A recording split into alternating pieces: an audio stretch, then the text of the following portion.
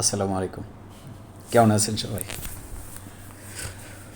আশা করি আমার বন্ধু বান্ধব ভাই বেড়াদার যারা যেখানে আছেন সবাই ভালো আছেন। সবাই তো ঈদ করলেন, জানি না কার ঈদ কেমন কাটলো। তবে লাইফে মানে আমার দ্বিতীয়বারের মতো আমার মনে আছে, হয়তো এর আগে আরেকবার আমি সিঙ্গাপুরে ঈদের দিন বিকাল পর্যন্ত সিঙ্গাপুরে কাটাইছি, আর রাত্র কাটাইছি মালয়েশিয়াতে। আহ, আর এবার দ্বিতীয়বার ঈদ করলাম মালদ্বীপে। আর আজকে মালদ্বীপ থেকে থাইল্যান্ডে চলে আসছি। আলহামদুলিল্লাহ, আজকে আমার সাথে রাব্বি আর হইল শিয়াব আছে।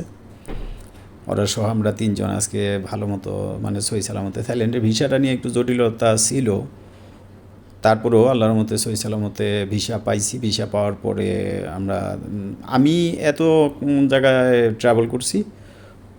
দেখা গেছে মালয়েশিয়াতে প্রায় 7 বার, আর শ্রীলঙ্কাতে 6 বার, প্রায় ইন্ডিয়াতে 7 বার, আর বিভিন্ন দেশে একবার একবার তো আছেই। কিন্তু থাইল্যান্ডে এর আগে 2 বার ভিসা কইরেও যাওয়া হয় নাই, মানে আসতে পারি নাই।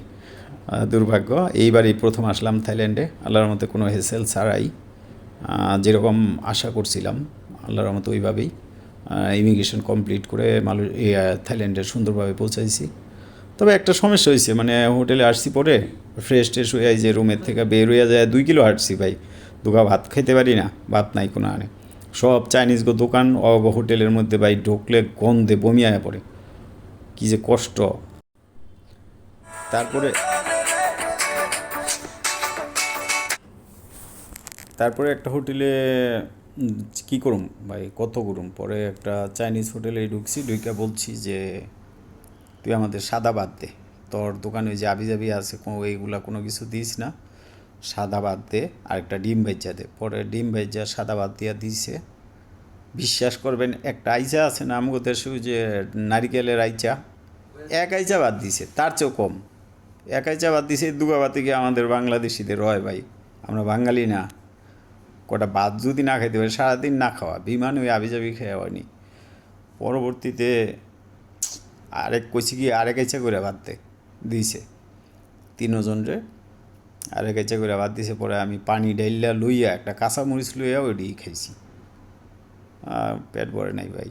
তারপরে খারাপ লাগতেছে। আর যে গন্ধ, ইয়ের মানে চাইনিজরা ওরা থাইল্যান্ডিরা যে কী খায় রে ভাই, সব হারাম খাবার খায়। যাক কালকে একটা, আগামীকালকে হয়তো আশা করি একটা বাঙালি বইলা রাখছি, আগামীকালকে আমাদের জন্য ভাতের ব্যবস্থা করবো এখানে।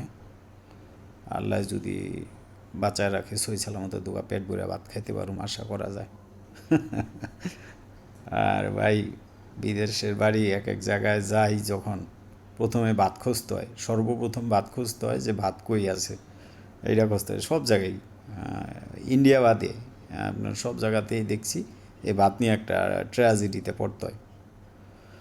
যাই হোক, তারপরে একবার কোনো জায়গায় গেলে জায়গা মতো মানে ভালো একটা দোকান চিন্না আইলে পরবর্তীতে গেলে আর সমস্যা হয় না, কিন্তু প্রথম প্রথম আসলে এরকম একটু প্রবলেম হয়। যাই হোক, এই মুহূর্তে থাইল্যান্ডে আছি।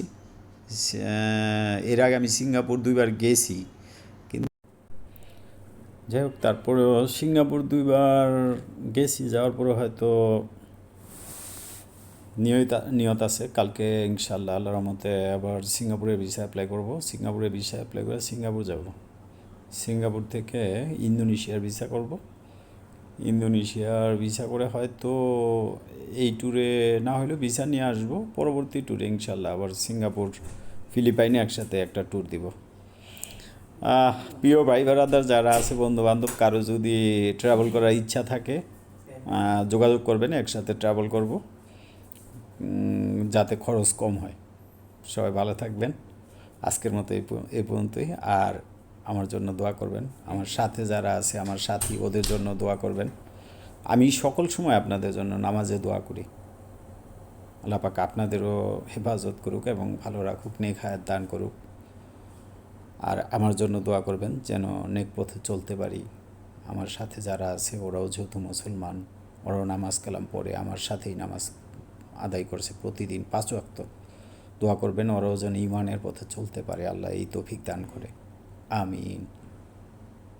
ভালো থাকবেন সবাই। আসসালামু আলাইকুম।